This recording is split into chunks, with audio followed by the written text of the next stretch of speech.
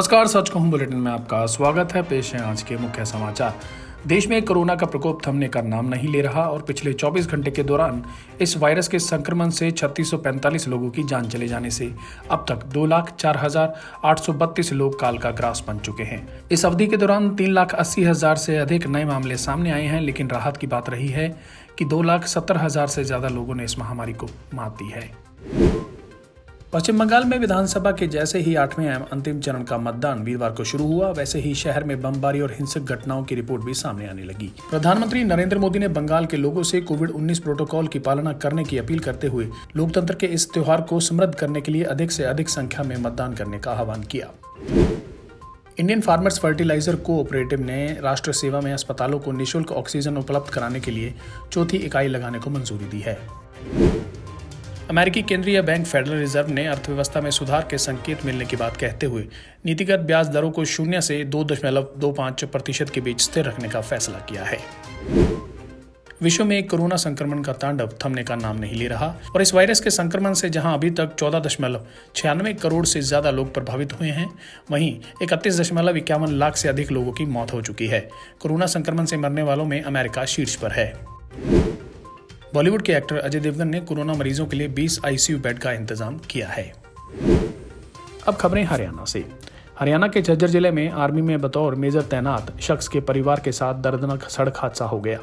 हादसे में मेजर की पत्नी और बेटी की मौत हो गई, जबकि मेजर गंभीर रूप से घायल हो गए। हादसे की खबर मिलते ही मौके पर पहुंची पुलिस ने शवों को कब्जे में लेकर केस दर्ज कर लिया है। हादसा कुंडली मानेसर पलवल एक्सप्रेस हाईवे पर बादली टोल के पास हुआ। मेजर पंकज चौहान, पत्नी ललतेश और बेटी स्नेहा निवासी बदौली जिला अंबाला के साथ अपने साले की शादी से लौट रहे थे कि बादली के पास उनकी कार को किसी गाड़ी ने टक्कर मारी और संतुलन बिगड़ गया। हरियाणा सरकार के एक ऑफिस में कार्यरत जनरल मैनेजर 60 साल के राकेश खुराना ने एक महिला कर्मचारी पर 1 करोड़ का मानहानि का मुकदमा किया है। खुराना 70% दिव्यांग है। महिला ने उन पर सेक्सुअल हरासमेंट के आरोप लगाए थे। उस महिला की शिकायत पर पुलिस ने खुराना के खिलाफ केस भी दर्ज किया था, लेकिन हरियाणा सरकार की जांच कमेटी ने उन्हें क्लीन चिट दे दी। इसके बाद अब खुराना ने उस महिला के खिलाफ मानहानि का केस चंडीगढ़ जिला अदालत में दायर किया है। इस मामले में कोर्ट ने महिला को जवाब देने के लिए नोटिस जारी किया है। मामले की सुनवाई अब 17 मई को होगी। हरियाणा के सीएम सिटी करनाल में गेहूं खरीद में फर्जीवाड़ा सामने आया है। पता चला है कि बुधवार को एक के बाद एक हरियाणवी किसानों के नाम पर पड़ोसी राज्य उत्तर प्रदेश के किसानों के ट्रैक्टर मंडी में घुसते रहे। एसडीएम, डीसी और यहां तक कि जनरल एडमिनिस्ट्रेटर सब कोरोना सेफ्टी प्रोटोकॉल की ड्यूटी में व्यस्त थे। नाराज स्थानीय लोगों ने मार्केट कमेटी के सेक्रेटरी को भी 1-2 बार नहीं बल्कि पूरे 4 घंटे तक फोन किए, तब जाकर कहीं उनकी नींद टूटी। हालांकि तब तक उत्तर प्रदेश का 12,000 क्विंटल गेहूं मंडी में उतर चुका था। स्थानीय किसानों और आड़तियों ने इस फर्जीवाड़े पर कार्रवाई की मांग की है। क्रिकेटर युवराज सिंह के खिलाफ हांसी में SC/ST एक्ट के तहत दर्ज FIR के मामले में बुधवार को पंजाब हरियाणा हाईकोर्ट में सुनवाई हुई। कोर्ट में हांसी की SP नीतिका गहलोत ने हल्फनामा दायर करके स्टेटस रिपोर्ट सौंपी है। इस रिपोर्ट में SP की तरफ से कोर्ट को बताया गया है कि जिस शब्द का इस्तेमाल क्रिकेटर युवराज सिंह ने किया था वह हरियाणा, पंजाब और चंडीगढ़ में केंद्र के गजट के अनुसार दलित वर्ग से संबंधित है और यह सीधे तौर पर दलित वर्ग का अपमान है। बीते 2 दिनों से अधिकतम तापमान 41 डिग्री के आसपास रहा है। पानीपत में वीरवार को दिन के साथ निकली चिलचिलाती धूप ने लोगों को परेशान किया। मौसम विभाग ने शनिवार से बूंदाबांदी के आसार बताए हैं, हालांकि इससे तापमान में गिरावट की उम्मीद नहीं है।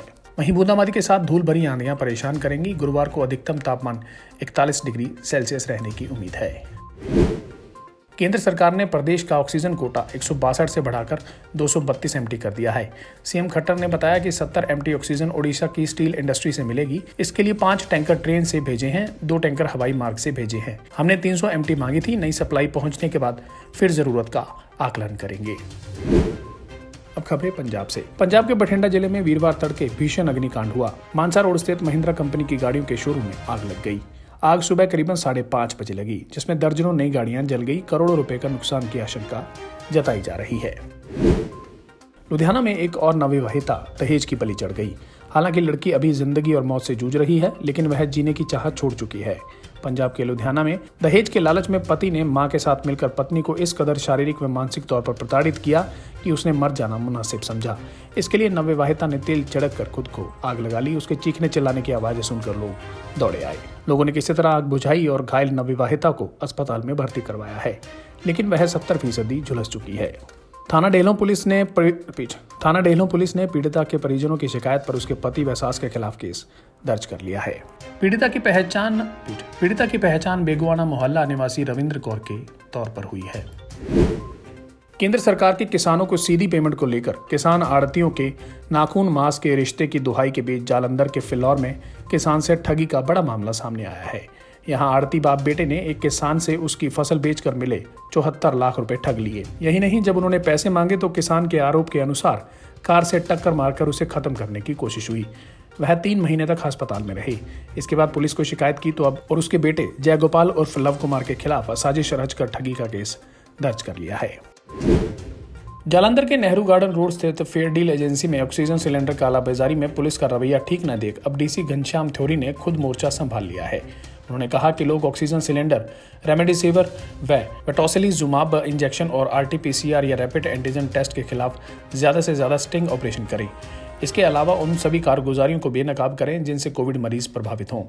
इसके बाद उन्होंने तुरंत व्हाट्सएप के जरिए मोबाइल नंबर 988-981-881 या 9501799068 पर भेजें। उन्होंने कहा कि इस बारे में तुरंत एफआईआर की जाएगी। सतलुज दरिया के किनारे एक लड़का लड़की के साथ आई लड़की अचानक मछलियों को खाना डालते हुए बेहोश होकर गिर पड़ी। यह देखकर उसके साथ वाले उसे वहीं छोड़कर भाग निकले। वहां मछली पकड़ रहे मछुआरों ने उसे अस्पताल में भर्ती कराया, लेकिन 4 दिन बाद उसकी मौत हो गई। अब पुलिस लाश का पोस्टमार्टम करवा रही है ताकि उसके मौत के कारणों का पता चल सके। इसके साथ ही उसकी तस्वीर के जरिए लड़की की पहचान की कोशिश की जा रही है। फिलहाल उसे छोड़कर भागे लड़का लड़की के खिलाफ गैर इरादतन हत्या का केस दर्ज कर लिया गया है। 12वीं के स्टूडेंट्स को स्मार्टफोन देने के लिए 100 करोड़ रुपए अलॉट करने के बाद पंजाब सरकार ने एक और चुनावी वादा पूरा करने की दिशा में कदम बढ़ाया है। आशीर्वाद योजना के तहत गरीब बेटियों को मिलने वाली शगुन की राशि 21,000 से बढ़ाकर 51,000 रुपए करने को कैबिनेट मीटिंग में मंजूरी दी गई है। सीएम अमरिंदर की अध्यक्षता में हुई वर्चुअल मीटिंग में यह फैसला लिया गया।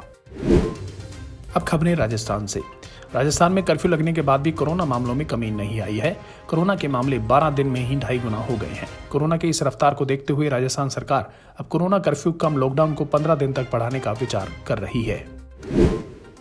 धौलपुर जिले के सरमुथुरा थाना के अंगाई कस्बे में एसीबी की भरतपुर टीम ने वीरवार को निजी कॉलेज जगदीश महाविद्यालय पर छापामार कार्रवाई को अंजाम दिया, जहां कॉलेज संचालक को 25,000 की रिश्वत लेते हुए गिरफ्तार किया गया। आरोपी कॉलेज संचालक ने बीएड द्वितीय वर्ष के छात्र से 75% हाजिरी बढ़ाने के एवज में रिश्वत की मांग की थी, जिसे परिवादी से ली हुई रिश्वत की रकम एक ईंट के नीचे छुपाई जानी थी।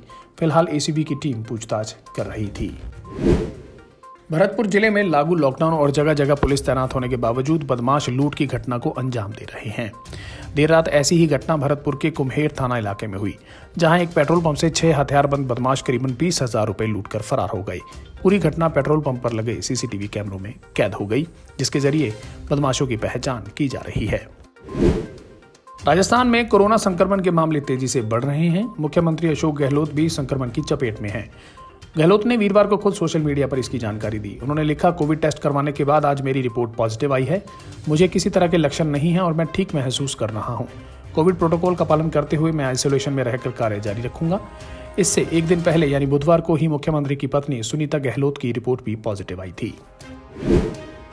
राजस्थान में दूसरे राज्यों से निजी वाहनों से आ रहे लोगों पर पाबंदियां जारी हैं, लेकिन बावजूद इसके कई लोग बहाने बनाकर बॉर्डर पार करने की कोशिश करते हैं। ऐसे लोगों के साथ पुलिस आमतौर पर समझाइश करती है, लेकिन अब मामला सख्ती बरतने की स्थिति तक पहुंच गया है। वीरवार को चित्तौड़गढ़ जिले के जालिया चेक पोस्ट पर कुछ ऐसा ही नजारा देखने को मिला, जहां बाइक सवार 2 युवक अपनी बहन की डिलीवरी का बहाना बनाकर मध्य प्रदेश के निम्बाहेड़ा की ओर जा रहे थे।